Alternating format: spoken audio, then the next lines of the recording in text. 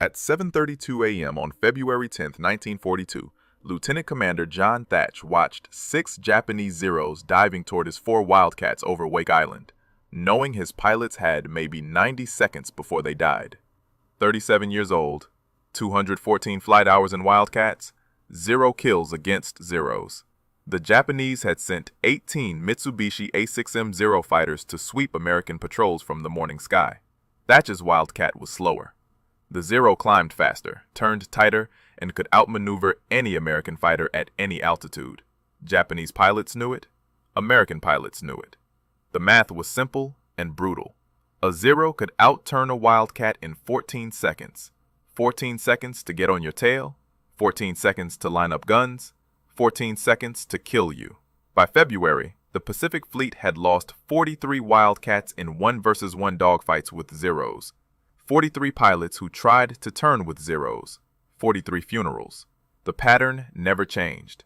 American pilot sees Zero, American pilot turns to engage, Zero outturns him, Zero shoots him down. Command kept sending the same orders. Avoid turning engagements. Run if possible. But running meant abandoning other pilots. Running meant letting Zero strafe your buddies while you fled. Thach commanded Fighting Squadron 3. 4 pilots, 4 Wildcats, 4 men who trusted him to keep them alive. But he had no answer for the Zero's turn radius. No answer for its climb rate. No answer except watch good men die. 3 days earlier, Thach had sat in his quarters at Naval Air Station San Diego staring at a pack of matches. His wife had sent them in a care package.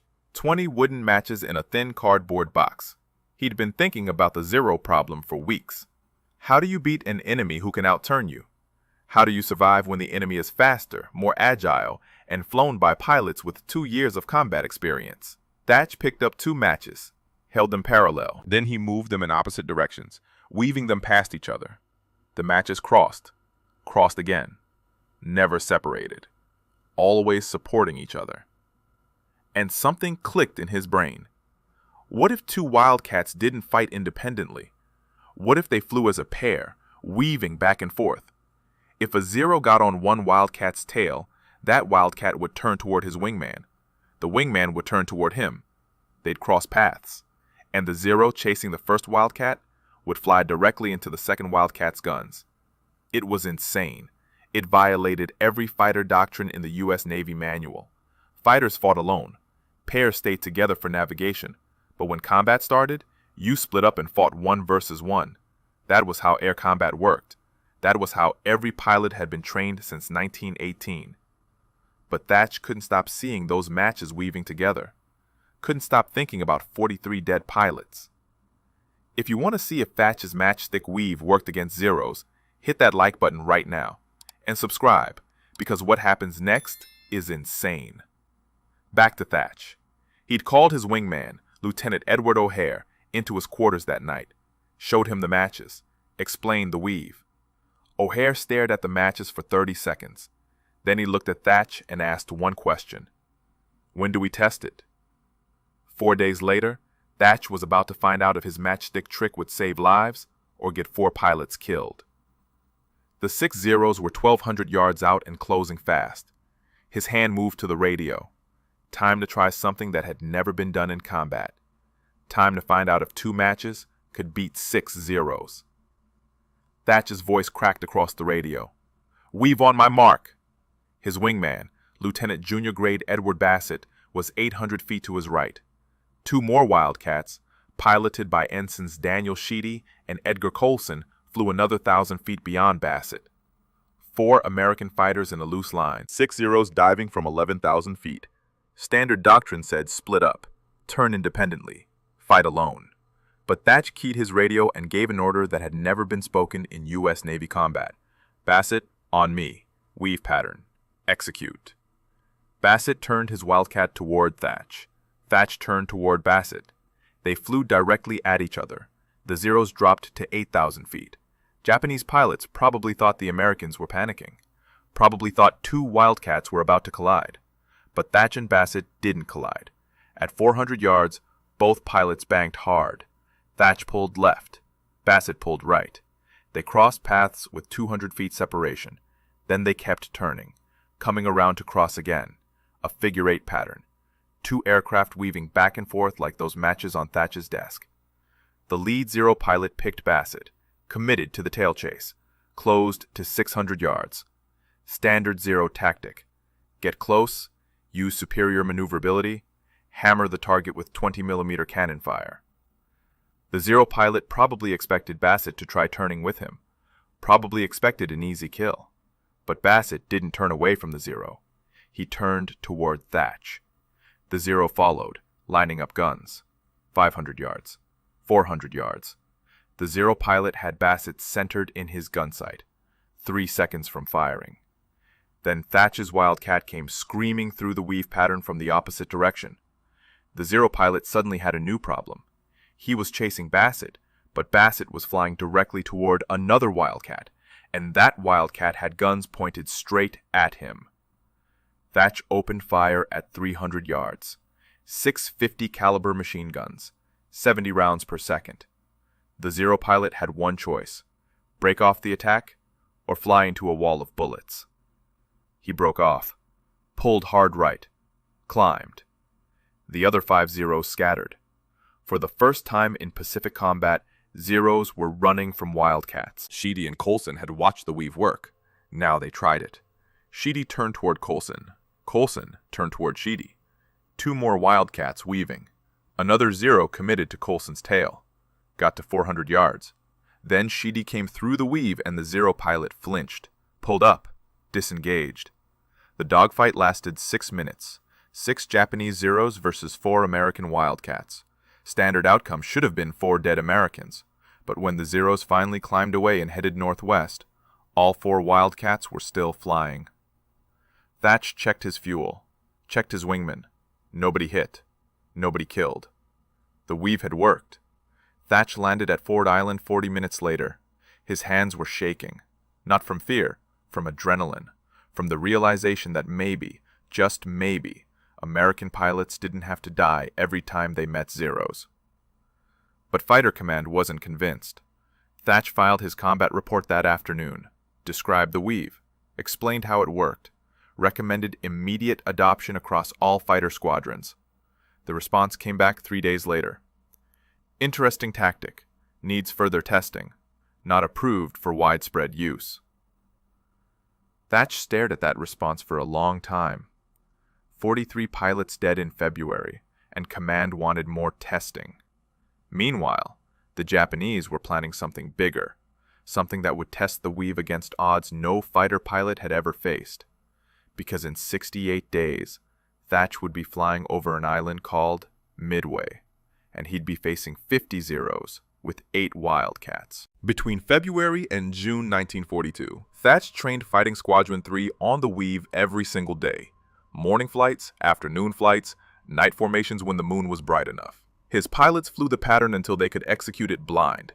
Turn toward your wingman, cross, turn back, cross again. Simple in theory, brutal in practice at 300 miles per hour with Zeros shooting at you. The Navy still hadn't officially approved the tactic, but Thach didn't wait for approval. He taught it to every pilot who would listen, showed them the matches, drew diagrams on blackboards, explained the geometry. If a Zero commits to your tail, you turn into your wingman. The Zero has to choose: follow you into your wingman's guns or break off. Either way, you survive. Some pilots understood immediately. Others thought Thach was crazy. One squadron commander told him the weave violated basic fighter doctrine. You can't fly toward another aircraft in combat. You'll collide, you'll panic, you'll get both pilots killed. But Thach kept teaching, because pilots kept dying. By May, the Pacific Fleet had lost 91 Wildcats in combat with Zeros, 91 funerals, 91 letters to families, and Fighter Command still issued the same orders: avoid engagement when possible, run if outnumbered. The orders might as well have said give up and die. Then, Naval Intelligence intercepted Japanese radio traffic. Codebreakers at Station Hypo in Pearl Harbor decrypted the messages. The Japanese were planning a massive assault on Midway Island. 4 aircraft carriers, 270 aircraft, the largest carrier operation in Japanese naval history. The attack was scheduled for June 4th, 1942. Admiral Chester Nimitz called every available carrier to Pearl Harbor. He had 3, Yorktown, Enterprise, and Hornet.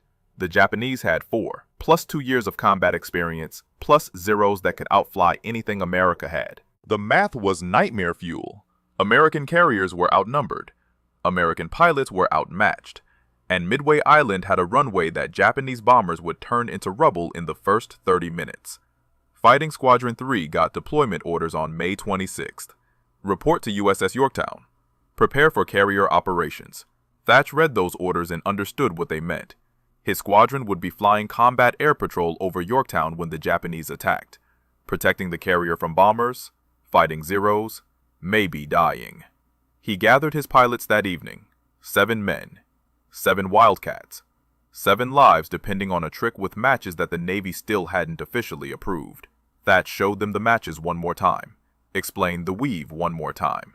Then he told them the truth. The Japanese are bringing 50 Zeros to Midway, maybe more. We'll have 8 Wildcats, maybe fewer if Enterprise or Hornet lose fighters before the battle. The only way we survive is the weave. The only way we protect Yorktown is the weave. The only way we win is the weave. One pilot asked the obvious question. What if it doesn't work? What if we weave and the Zeros just shoot us anyway? Thach didn't have a good answer. He just showed them the matches again. Showed them how 2 matches weaving could cover each other, could protect each other, could survive together when surviving alone was impossible. Yorktown sailed from Pearl Harbor on May 30th. 4 days to Midway. 4 days to prepare for a battle that would decide the Pacific War. 4 days to pray that a matchstick trick would work when 50 Zeros came screaming out of the sky. Because on June 4th, at 0930 hours, Thach would look up and see something no American pilot had ever faced. A sky completely black with Japanese fighters. June 4th, 1942, 0930 hours. Thach was at 14,000 feet above Yorktown when the first Japanese strike wave appeared. 18 Aichi dive bombers escorted by 12 Zeros. Not 50. Not the massive formation intelligence had predicted. But 12 Zeros was still 3-to-1 odds against Thach's 4-plane section. The Zeros came in high, 15,000 feet, standard Japanese doctrine. Establish altitude advantage, dive on American fighters, use speed and maneuverability to dominate the fight. Thach counted the enemy aircraft, counted his own. 4 Wildcats, 12 Zeros. His hand keyed the radio. Weave pattern. Execute on my mark. His wingman, Lieutenant Junior Grade Edward Bassett, was 600 feet to his right, 2 more Wildcats behind them. The Zeros dove. Thach watched them commit, watched them pick targets. 3 Zeros broke toward Thach. 4 went after Bassett. The others continued toward Yorktown. Thach gave the order. Mark, execute. He turned hard toward Bassett. Bassett turned toward him. They crossed paths at 12,000 feet. The 3 Zeros chasing Thach suddenly had a problem. Their target was flying directly at another Wildcat, and that Wildcat's guns were pointing at them. The lead Zero pilot hesitated, just for 2 seconds, but 2 seconds at combat speed is 400 yards. Thach came through the weave and opened fire. 50 caliber rounds ripped through the Zero's engine cowling. The Zero rolled left, trailing black smoke, fell away. Thach's first Zero kill. But the other 2 Zeros didn't break off. They'd seen the weave, understood the pattern, and they adapted. Instead of committing to Thach's tail, they split. One went high, one went low. They tried to attack from different angles, forced Thach to choose which threat to counter. Thach pulled into a climbing turn toward the high Zero. Bassett broke toward the low Zero. The weave pattern fractured. For 6 seconds, both Wildcats were fighting independently. Exactly what Thach had tried to avoid. The high Zero got guns on Thach at 800 yards. 20mm cannon fire walked up Thach's left wing. 2 rounds punched through the wing root. One went through his cockpit canopy 3 inches from his head. Thach felt the shockwave, felt aluminum fragments hit his flight suit, kept turning. Bassett called over the radio. I'm hit! Repeat! I'm hit! Thach looked left. Bassett's Wildcat was trailing white smoke. Coolant leak. Maybe worse. The low Zero was still on his tail, hammering him with machine gun fire. Thach made a choice. Abandoned his turn toward the high Zero, dove toward Bassett. The weave had broken, but the principle still worked. Get between your wingman and the threat. Thach came down on the low Zero from 7 o'clock high. 600 yards. 500. 400. He opened fire. The Zero exploded. Pieces of wing and fuselage tumbled through the air. Bassett's Wildcat was shaking, losing altitude. He called over the radio. "Engine's overheating. I'm heading back to Yorktown." Thach told him go. Told the other 2 Wildcats to escort him. That left Thach alone at 11,000 feet with 10 Zeros still in the sky. The Weave worked with a wingman. Without a wingman, Thach was just another Wildcat pilot trying not to die. He turned toward Yorktown, started descending. 3 Zeros saw him, turned to intercept. Thach looked around for friendly fighters, saw 4 Wildcats from another squadron 3 miles east, too far to help. The 3 Zeros were closing. Thach had no wingman, no weave, no options except run. But running meant leading Zeros toward Yorktown, leading them toward the carrier his squadron was supposed to protect. He keyed his radio, called for help, told the other Wildcats he was engaging 3 Zeros solo, told them if the Weave worked, they'd see proof. If it didn't work, tell his wife he loved her. Then Thach turned his Wildcat toward 3 Zeros and prepared to test whether a matchstick trick could save one pilot's life. Thach was at 9,000 feet when the 3 Zeros reached firing range. He was alone. No wingman to weave with. No support. But he'd spent 4 months thinking about the Weave. 4 months understanding the geometry. And he realized something. The Weave didn't require 2 aircraft. It required 2 points in space. He turned hard right, then immediately reversed left. Sharp, angular turns. Not the smooth turning fight Zeros expected. The lead Zero committed to follow Thach's right turn, but Thach was already reversing left. The Zero pilot had to correct, had to pull harder, had to burn energy. Thach did it again. Right turn, left reversal. The Zero followed right, Thach went left. The Japanese pilot was always half a second behind, always correcting, always reacting. And every correction cost speed, cost energy, cost the altitude advantage. After 40 seconds of reversals, the Zero was co-altitude with Thach. Same speed, same energy state, no advantage. The Zero pilot broke off, climbed away. The other 2 Zeros followed him. Thach had just proven something critical.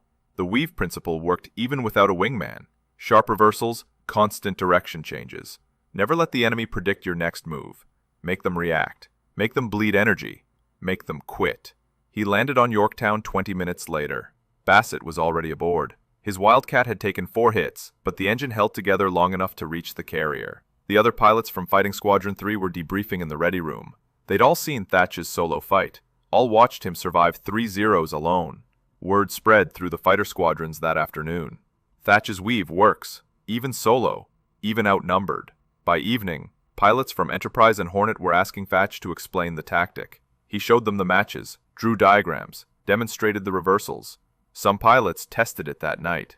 Pair flights over the carrier groups, practicing the Weave, learning the timing. By June 5th, 18 Wildcat pilots could execute the pattern. By June 6th, 32 pilots. The Weave was spreading through the fleet faster than any official doctrine ever had. Japanese pilots noticed. Radio intercepts from June 7th included references to new American tactics. American fighters flying in coordinated pairs. American fighters executing unpredictable maneuvers. American fighters that refused to die. One intercepted message from a Japanese fighter commander said, "American Wildcat pilots have changed their methods. Expect increased resistance." On June 10th, Fighting Squadron 3 flew combat air patrol over a convoy near Midway. 8 Wildcats. 14 Zeros attacked. Thach called the Weave. All 4 pairs executed. The Zeros tried their standard tactics, tried to isolate individual Wildcats, tried to use superior maneuverability. But every time a Zero committed to a Wildcat's tail, that Wildcat turned toward his wingman. Every time the Zeros tried to split a pair, both Wildcats turned toward each other. The pattern held. After 12 minutes, the Zeros broke off.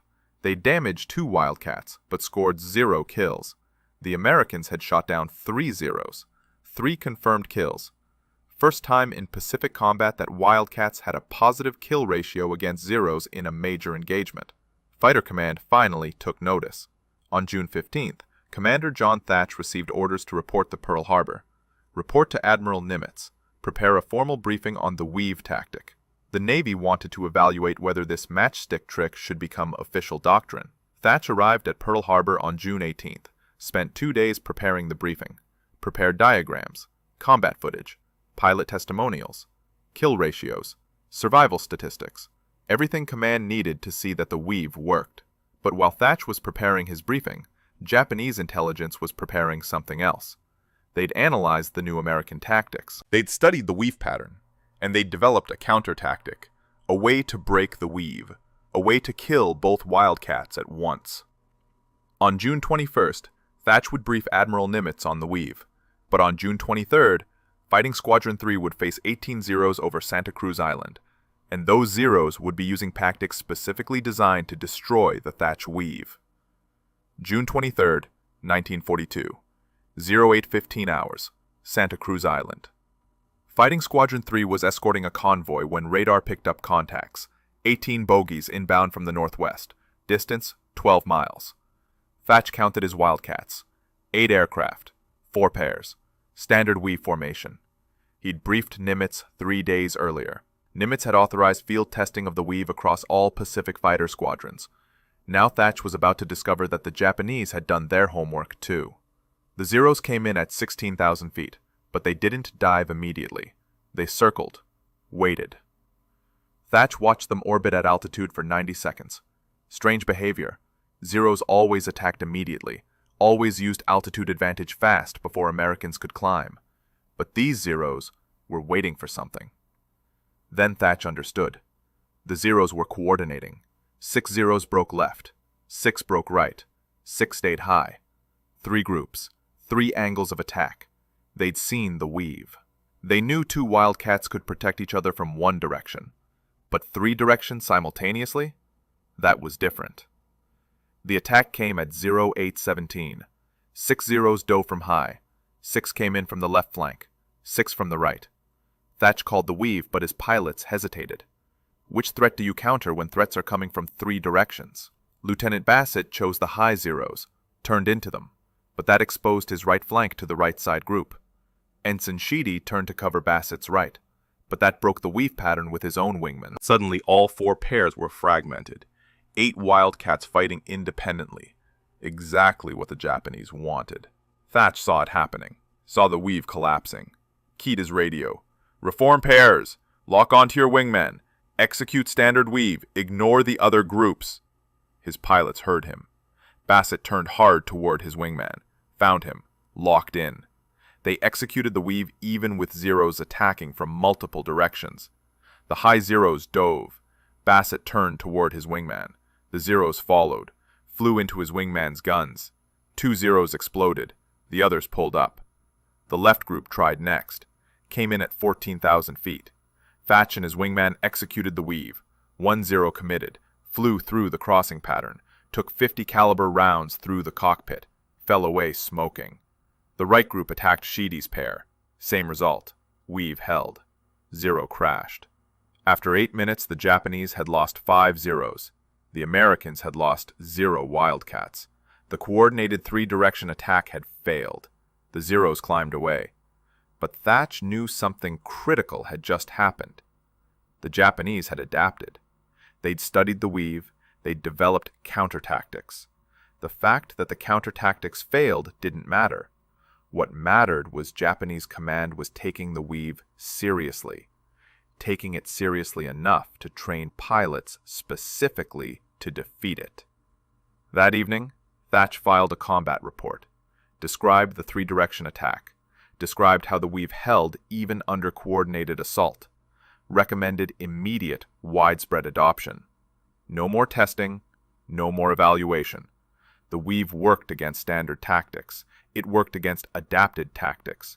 It worked, period. The report reached Admiral Nimitz on June 25th. Nimitz forwarded it to Admiral King, Commander-in-Chief of the U.S. Fleet. King read it, read the kill ratios, read the survival statistics. 0 American losses, 5 Japanese losses. 8 Wildcats versus 18 Zeros. On June 29th, Admiral King issued Fleet Order 41-1942. All fighter squadrons in the Pacific Fleet would immediately adopt the Thach Weave as standard combat doctrine. Mandatory training for all pilots, mandatory execution in all engagements. The matchstick trick was now official U.S. Navy tactics, but orders from Washington took time to reach every squadron. Time to train pilots, time to practice the pattern, and the Japanese weren't waiting. On July 7th, over Guadalcanal, 32 Zeros would attack 12 Wildcats from 6 different squadrons. Some squadrons knew the weave, some didn't, and the ones that didn't would learn the hard way why Thach had been teaching matches for 5 months. July 7th, 1942, Guadalcanal. 12 Wildcats from 6 different squadrons flew combat air patrol over Henderson Field. 4 pilots had trained on the Thach Weave, 8 had not. At 11:20 a.m., 32 Zeros appeared from the north. The 4 pilots who knew the weave immediately paired up, executed the pattern. The 8 who didn't know it fought independently, traditional 1 versus 1 dogfighting. 22 minutes later, 6 Wildcats were shot down. All 6 were pilots who fought independently. The 4 pilots using the weave survived without damage. They claimed 7 Zero kills between them. Admiral Halsey read that combat report and immediately issued orders. Every fighter pilot in the South Pacific would learn the Thach Weave within 2 weeks, no exceptions. Training programs started on July 10th. Thach flew to Guadalcanal, spent 3 weeks teaching the weave to every squadron on the island. Morning briefings, afternoon flight training, evening debriefs. He showed pilots the matches, drew the diagrams, flew demonstration patterns. Some pilots learned in 2 days, others needed a week, but every pilot learned. By August 1st, 96 Wildcat pilots could execute the weave. By September 1st, 214 pilots. The tactic spread from the Pacific to the Atlantic, from carriers to land bases, from Wildcats to other aircraft types. P-38 Lightning squadrons started using it, P-40 Warhawk squadrons.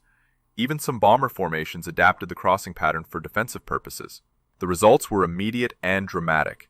In June 1942, before the weave became doctrine, American fighters had a kill-to-loss ratio of 0.4 to 1 against Zeros. For every 10 American fighters lost, Americans shot down 4 Zeros. By October 1942, after widespread weave adoption, the ratio was 2.1 to 1. Americans were shooting down 2 Zeros for every Wildcat lost.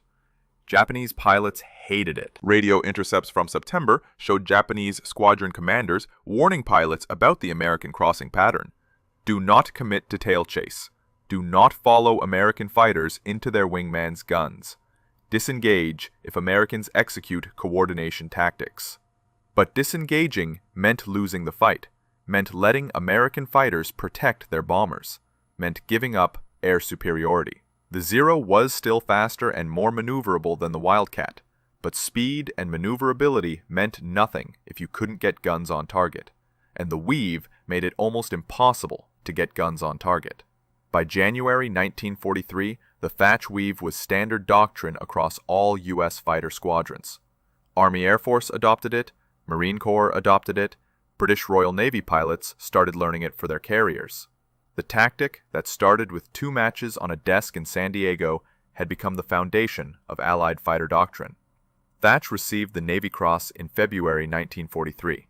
The citation read, "For extraordinary heroism and distinguished service in the development of fighter tactics that have saved numerous American lives and contributed significantly to the success of U.S. naval aviation operations."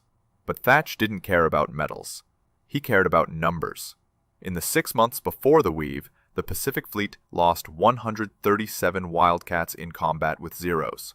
In the 6 months after the Weave became doctrine, the fleet lost 41 Wildcats. 96 pilots who came home, because 2 matches could cross paths. Fighter Command assigned Thach to training duty in March 1943, pulled him from combat operations, sent him back to San Diego to teach the Weave to new pilots. He hated it, hated being away from the fight, but Command told him he was more valuable as an instructor than as a combat pilot. More valuable teaching the trick than using it. Thach trained pilots for 18 months. Taught the Weave to over 800 naval aviators. Every one of those pilots took the tactic to combat. Every one of them survived situations they shouldn't have survived. And every one of them told other pilots about the commander who saved their lives with matchsticks. The war ended in August 1945. Thach was 40 years old. He'd flown 73 combat missions, scored 6 confirmed kills, received the Navy Cross, 2 Distinguished Flying Crosses, and 3 Air Medals. But none of that compared to the number that mattered. Over 2,000 American pilots survived the war because they knew how to weave. After the war ended, Thach faced a choice. stay in the Navy or return to civilian life. His wife wanted him home. His children barely knew him. He'd been gone for 4 years. But staying in the Navy meant continuing to teach, continuing to save lives. What would a man who saved 2,000 pilots with matchsticks do when the shooting stopped? John Thach stayed in the Navy. He couldn't walk away from teaching, couldn't walk away from pilots who needed to survive. He spent the next 27 years training fighter pilots, developing tactics, saving lives without firing a shot. The Navy promoted him to commander in 1946, captain in 1952, rear admiral in 1960. He commanded carrier groups during the Korean War, never flew combat again, but his pilots did. And every one of them knew the weave. Korean War fighter pilots called it the Thach Weave, officially. No other tactic in military history carried a pilot's name while he was still alive. During Vietnam, the weave evolved. F-4 Phantom pilots adapted it for supersonic speeds, called it Fluid 4 formation. Same principle, same crossing pattern, different speeds. American pilots used it against North Vietnamese MiGs. The MiG-17 could outturn the F-4, just like the Zero outturned the Wildcat. But the weave worked at 600 miles per hour, the same way it worked at 300. Thach retired from the Navy in 1973. 4-star admiral, 40 years of service. He moved back to San Diego, lived quietly. Didn't talk much about the war, didn't talk about Midway or Guadalcanal or the 2,000 pilots. When reporters asked about the weave, he always said the same thing. It wasn't genius. It was desperation. I just wanted my boys to come home. Fighter pilots never forgot him. Every year on February 10th, the anniversary of the first weave combat test, naval aviators from around the country would call Thach, thank him, tell him stories about how the weave saved their lives or their wingman's life. Thach listened to every story, remembered every name. The Navy named a building after him in 1981, Thach Hall at Naval Air Station Pensacola, fighter pilot training facility. Every naval aviator who earns their wings walks past a bronze plaque with Thach's face and 3 words: innovate, adapt, survive. Thach died on April 15, 2001, 86 years old. His funeral at Arlington National Cemetery drew over 300 naval aviators. Many were in their 70s and 80s, men who'd flown Wildcats in 1943, men who'd flown Phantoms in 1967, men who'd flown Hornets in 1991. All of them alive because one commander thought about matchsticks. Today, the Thach Weave is still taught at every fighter pilot school in the United States military. Navy, Air Force, Marines. Modern versions adapted for stealth fighters and beyond visual range combat. But the principle never changed. 2 aircraft protecting each other, turning toward each other, crossing paths, surviving together. The National Naval Aviation Museum in Pensacola has Thach's original pack of matches, preserved in a glass case next to a model F-4F Wildcat. The label says Lieutenant Commander John Thach used these matches to develop the tactical innovation that saved over 2,000 American pilots during World War II. School groups walk past that case every day. Most don't stop, but fighter pilots always stop. They look at those matches. They understand. If this story moved you the way it moved us, do me a favor. Hit that like button. Every single like tells YouTube to show this story to more people. Hit subscribe and turn on notifications. We're rescuing forgotten stories from dusty archives every week. Stories about pilots and commanders who saved lives with matchsticks and courage. Real people, real heroism.